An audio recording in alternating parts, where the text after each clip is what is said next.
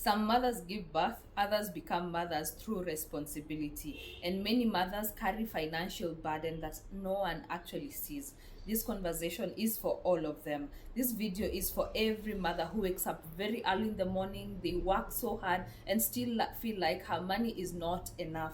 It is for the single mother who has to be both the provider and the protector. It is for the grandmother who is raising grandchildren because of her circumstances or something just happened. It is for every aunt who stepped in when life became so difficult. And it is for every older sister who became a second mother even before they were ready. And it is for all the fathers, all the uncles, all the guardians, or even caretakers who have stepped up and became, or rather took up the role of being a mother because circumstances demanded it.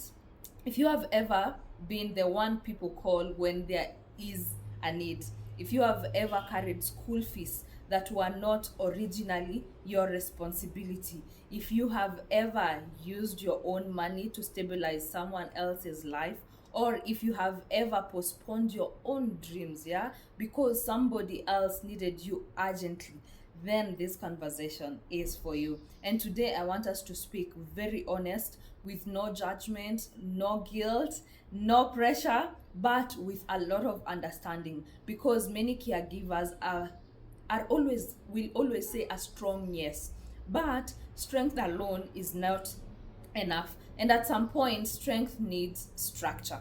So today we are not just talking about sacrifices, we are not talking only about systems, we are not just talking about love, we are not just only talking about wisdom, we are not just only talking about giving, we are not only just talking about building, because if you are carrying people, you are also carrying structure that carries you.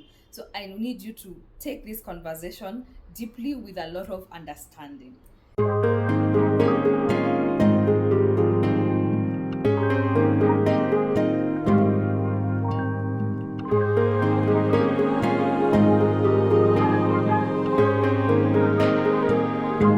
Hi Jane. Hi. How are you? Hi. So today I have a question for you. Yes. When we say Mother's Day, Mm-hmm. many people think of biological mothers. Yeah. But you have opened this conversation differently. So let me ask you, what is a mother today? Wow. I think I've already talked about it, but actually it's a good question, because we limit motherhood to biology and we miss a very big part of reality. The reality is, especially in the African context, yeah, motherhood is often defined by responsibility, not just by birth. And that is actually how I would look at it. Let's stop looking at it from the biological side and look at it from a perspective of responsibility. There are women who did not give birth, but they are raising children every single day. There are grandmothers who thought they were done raising families, but now they are starting again because grandkids are at home with them, and there are aunts who are quietly paying school fees that nobody even talks about it, and there are older sisters, like I've mentioned, who have turned out to be mothers even when they are not even ready, and they started becoming providers well early enough, yeah. And there are also all those caregivers, and even so many men who are single parents just because of circumstances that demanded them to take up the role of a mother. So when I say a mother in this conversation, I'm speaking to anyone who is sustaining life, basically anyone who is providing, anyone who is protecting, anyone who is supporting and holding things together financially and emotionally, because motherhood is not just about giving life, it's about sustaining life, and sustaining life comes with a lot of responsibility, and responsibility comes with a lot of financial weight. Okay. Yeah. So to the next question, Jane. That's it's so powerful, but let's go deeper. What is the hidden financial cost of caregiving that many people do not talk about? Wow. Wow, this is you've started us having like real conversations, yeah. Yeah. So because caregiving has a lot of cost, and most of the time, yeah, the cost is actually invisible. Nobody sits down and says this, yeah, this is what it will cost you to be the dependable one. But slowly you start to feel it, month by month, year by year. You are working, but your income is so stretched. You are earning, but your goals are often delayed. You're providing, and but you're not actually building. You are helping many people survive, but your own future is quietly waiting. Let me dig deeper on this, yeah. Imagine someone, let's call her Grace. Grace has a good job. From the outside, she looks very stable, but behind the scenes, what Grace is going through, she's paying her rent, supporting her parents, helping in siblings in schools, um, like handling all the emergencies when they pop up, and still expected to build her own life. So what happens? She has no emergency fund. She hasn't started even investing. Even if she's not taking it very seriously. She doesn't have any assets under her name. She hasn't planned her retirement, and yet everyone calls her very strong. And this is the truth. We must look at it very clearly, yeah? She's not irresponsible. Grace is not careless. She's not bad with money. She's just carrying so much financial burden, more than her life, maybe more than her life can financially accommodate. And over time, that pressure shows up in many different ways, like delayed investment, maybe might find herself in debt, emotional spending, burnout, sometimes even the quiet resentment, yeah, and sometimes fear. She start having fear of not saying no, because saying no can feel like you're failing a lot of people who depend actually on you. So this is where we must shift. Caring is beautiful. Supporting family is very honorable, and I don't dispute that. But without a good structure, it can quietly cost you your own future. So support, but do it with a lot of a good structure in mind. And sometimes it's okay to say no. Yeah. That's so nice, yeah. Yes. So another question, Jane. So why does it feel like for many caregivers, even when they earn, they still struggle to build wealth? Well, because many caregivers are living in a reaction mode, not a strategy mode. What do I mean by this? Yeah, and I say it with a lot of empathy in me, because it's not that they don't want to build wealth. Many caregivers, it's not like they don't want to give that help, it's that life keeps on interrupting them. You decide, yeah, this year I will save seriously. Then pap, kidogo kidogo, school fees pops up. You decide, this month I will start investing. Then something comes up, like a hospital bill that you need to sort. You decide, let me start something for myself. Then someone somewhere needs a rent. Maybe it's a younger sibling, or maybe it's someone who you help out once in a while. So what happens every time you try to move forward? Life pulls you back. And this happens to almost all the caregivers. And slowly you start becoming reactive, and you're always responding to needs, responding to emergencies, responding to pressure. But wealth is not built by reaction. Wealth is built by being intentional. That is why someone can earn for many years, yeah, but still feel stuck. Not because money never came, but because there was no system to protect it. No clear financial plan, no emergency buffer somewhere, no boundaries, and no structure. And let me say this very gently, yeah, a good heart without a financial system can become exhausted. You can love deeply, you can need and still need structure. Basically, you can support others and still invest. You can give and still plan for your future. But it can't happen basically by accident. It must be designed, because right now you're solving today, but tomorrow is still waiting. your future is still waiting. Your peace is still waiting. Your financial freedom is still waiting. So the real question now becomes, how do I continue caring without losing your financial, basically yourself financially? And that is now where, like I keep on insisting, structure begins. Okay, Yeah. so to the next question, Jane. Yes. So if someone is listening and thinking, this is me, I relate to this, what should every caregiver do first? Where do they even begin? Wow, that's a very important question, because once awareness comes, the next step must be action, basically. And like I have kept on saying, let's slow down and become more practical. Because when someone, like, for example, when you're carrying a lot of responsibility, you don't need a lot of pressure. You need stability. Before investing, before big plans, before anything else, basically, you need to create a foundation that can hold you.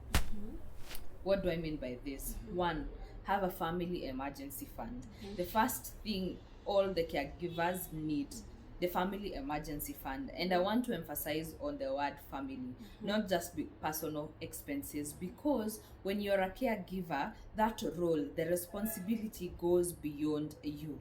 If something happens, maybe a medical issue, a job loss, school fees, the unexpected, maybe travels to shags, it doesn't just affect one person, it affects the entire household. And that is why I keep on insisting having a family emergency. So your emergency fund must reflect that reality, not just maybe the usual expenses, your rent, your food, but the people who depend on you basically needs to have that amount, need to cater for all that.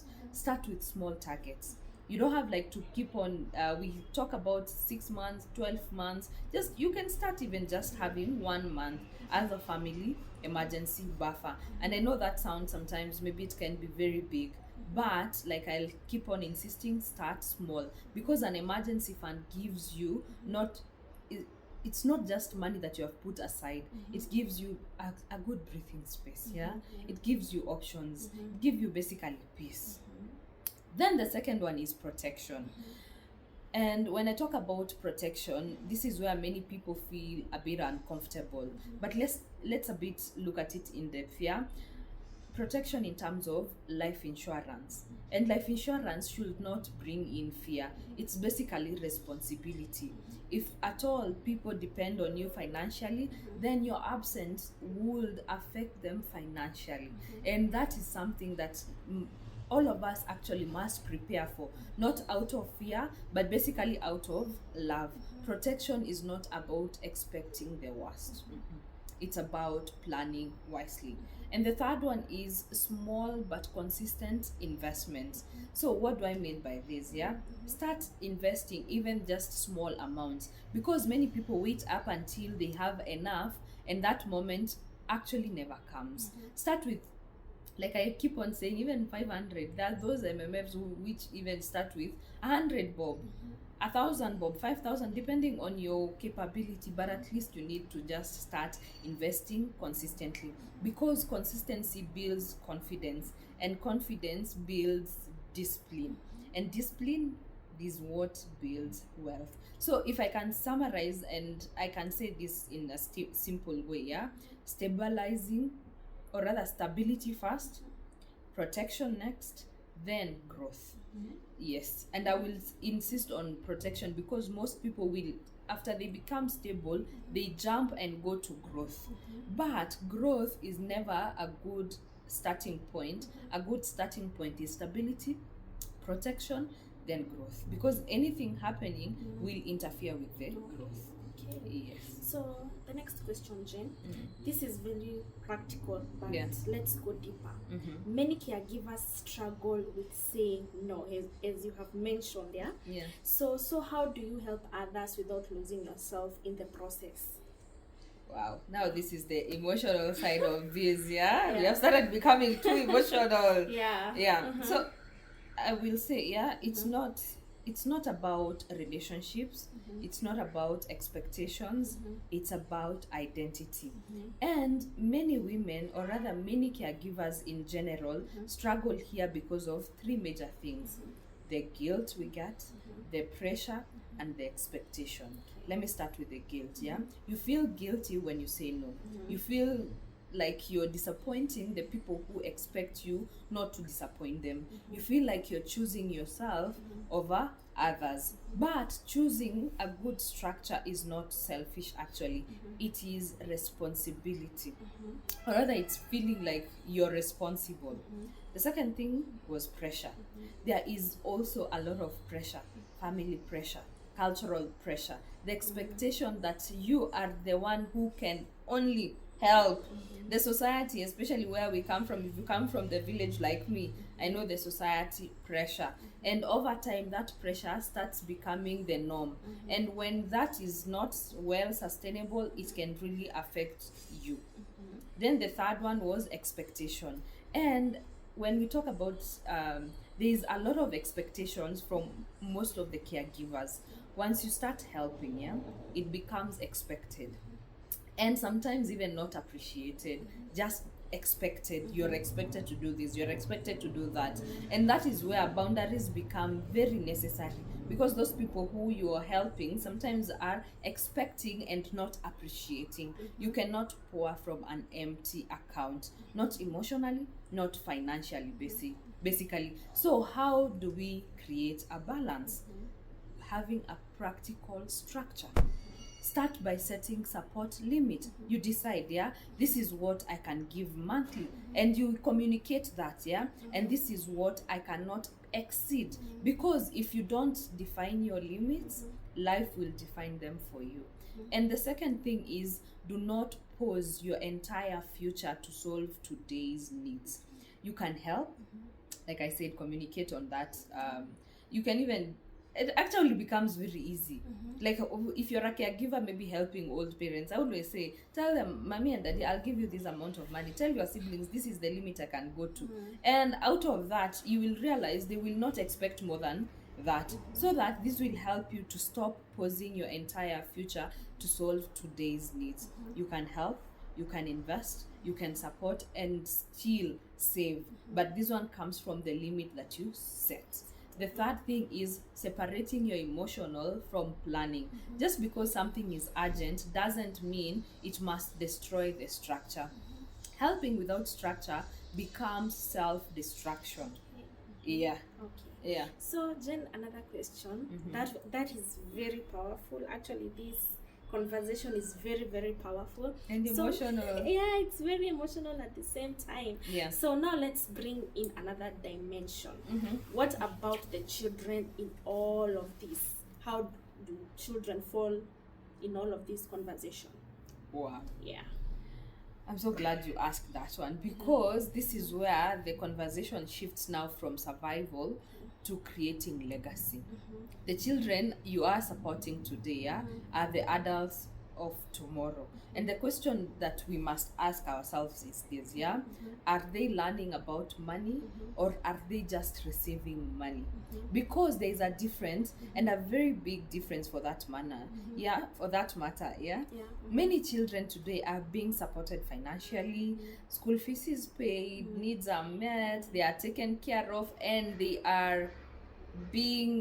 they're not basically being taught about money.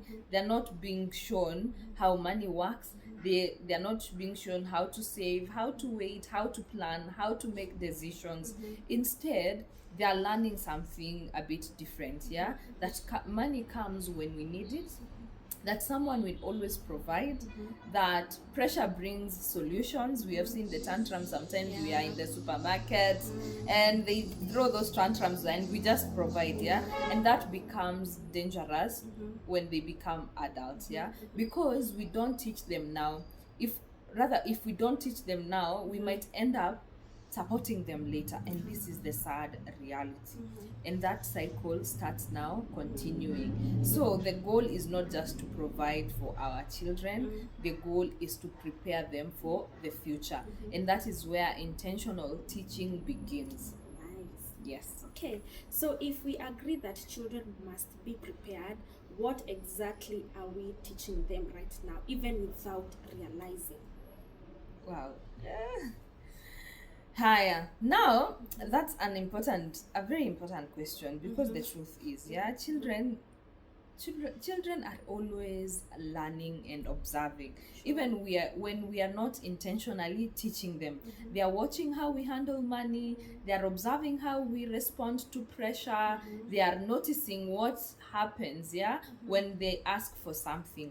And if they notice, like, I need to ask something and I need to give a lot of pressure, so that is what they learn. When we give money without explanation, they are learning that money just appears, and I just need to just get that money and it will just appear. When we rescue them every time they run out of money, they are learning that there are no basically consequences, because someone will always rescue me. And when we avoid money conversations completely in our homes, they are learning that money is not something to understand, and it is something to just use. And all these lessons basically are just not small lessons. They are forming their mindset, because before a child learns how to manage money, they learn how to relate with money.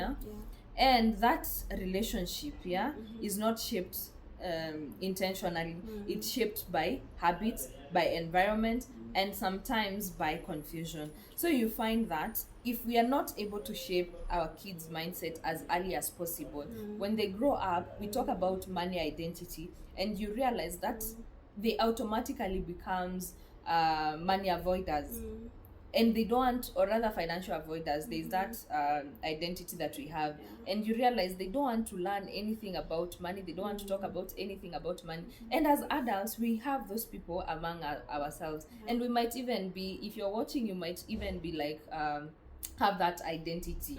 Like, you don't want to learn. Money comes in as your income, you just pay off your bills, and that's it. And so if we don't shift our kids' mindset, that is the mindset they grow up with, and that is the identity they sometimes form with unknowingly. Okay. Yes. So how do we change that?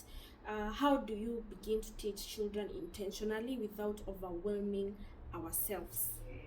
Wow. Yeah. Basically, what I will say is how we can start shaping our kids mindset. And I want to say it a bit clearly. You don't have to change everything overnight. You just have to be very intentional. Start small, start where you are, and start with what you already have. Like, I'll give practical steps on how you can go about this. First, introduce them to a good structure when it comes to money, not just random giving or intentional giving. Just, this is where I think in my previous video I talked about our children's mindset and how we can shift, and I talked a bit about allowances, and this becomes a very important thing, because when you give allowances, you're giving a structure, not just like giving pocket money today, this amount, tomorrow this amount, but at least the kid need to understand, mommy and daddy gives me this specific allowance, and this one is teaching them that money is a tool that comes in with a good at good intervals, or rather with a good structure. The second thing, start teaching them needs versus wants in everyday life.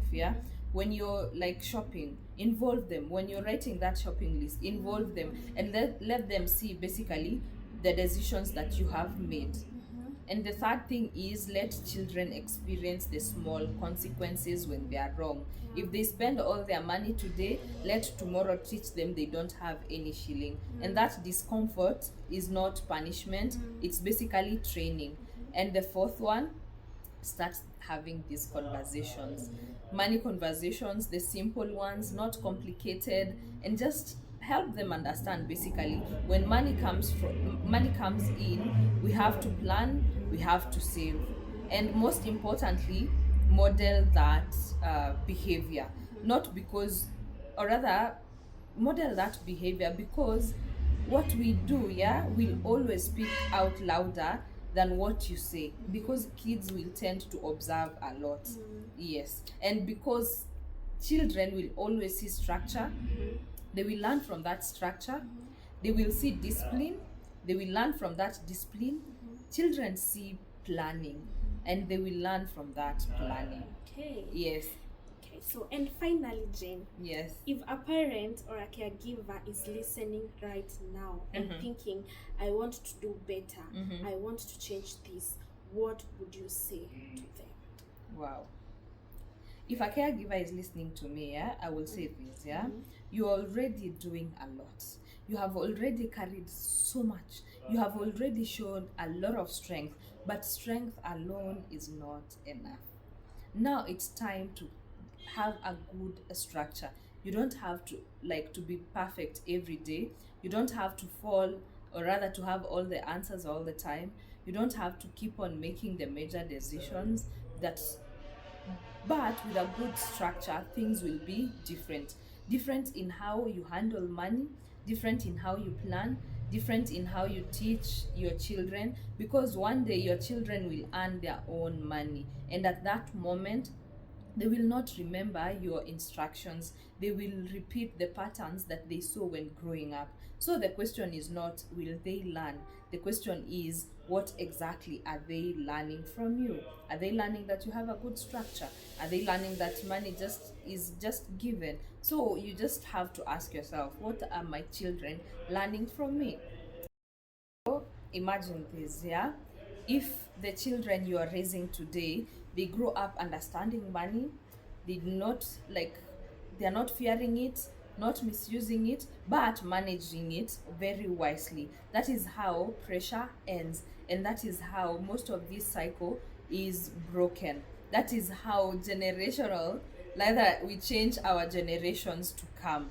And to all mothers, to all caregivers, to all, or rather everyone carrying the responsibility, whether by choice or by circumstances, you don't have to do this alone. Let's just raise children who don't just receive money. Let's raise children who understand money. Let's raise a financially intelligent generation together. And this is where Japesh Campus comes in.